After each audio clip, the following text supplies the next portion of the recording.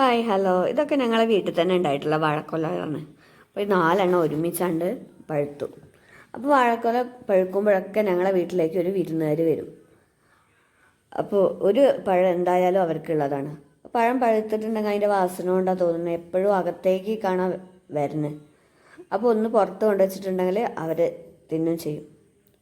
ഒരാളല്ല കേട്ടോ, കുറേ പേരുണ്ട്, വവ്വാലുകളാണ്.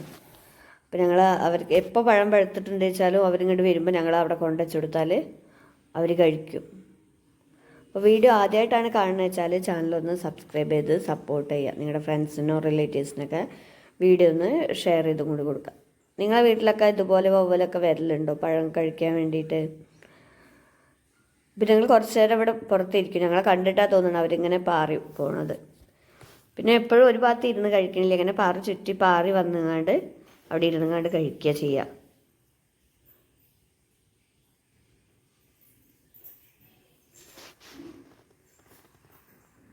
ഞങ്ങൾ ഇതിന് മുന്നേ ഇട്ടിട്ടുള്ള വീഡിയോ എല്ലാവരും പോയി ഒന്ന് കാണണേ.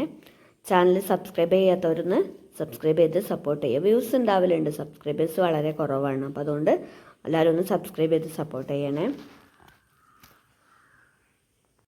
പഴം പഴുത്തിട്ടുണ്ട് വെച്ചാൽ നമ്മൾ വാതിൽ തുറന്നിട്ടുണ്ടെങ്കിൽ അകത്തേക്ക് പറന്ന് വരും. അപ്പോൾ പുറത്ത് കൊണ്ടുവച്ചിട്ടുണ്ടെങ്കിൽ അവരെല്ലാവരും കൂടി വന്ന് കഴിക്കും.